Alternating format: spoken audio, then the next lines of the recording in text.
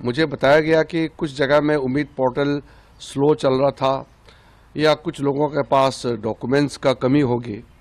लेकिन क्योंकि सब लोग ने रिक्वेस्ट किया है तो मैं एक आश्वासन देना चाहता हूं कि जितने भी मुतावलीस के माध्यम से उम्मीद पोर्टल में अपलोड करने के लिए जो कोशिश किया, पोर्टल में रजिस्ट्रेशन नहीं हो पाया, उनको मैं आश्वासन देना चाहता हूं कि हम आगे आपके लिए रास्ता खोलेंगे और 3 महीने तक हम कोई कठोर कदम नहीं उठाएंगे, कोई पेनल्टी नहीं लगाएंगे, हम कोई जुर्माना नहीं लगाएंगे।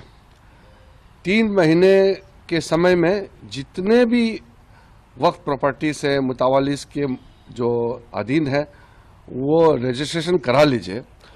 और जो लोग रजिस्ट्रेशन नहीं कर पाया अभी तक, किसी कारण से पोर्टल में नहीं आ पाया, वो ट्राइब्यूनल के पास जाना चाहिए। सुप्रीम कोर्ट ने वक्फ प्रॉपर्टी को लेकर के जो टिप्पणी की है, डायरेक्शन दिया है, वो बहुत साफ है कि 6 महीने का एक्सटेंशन को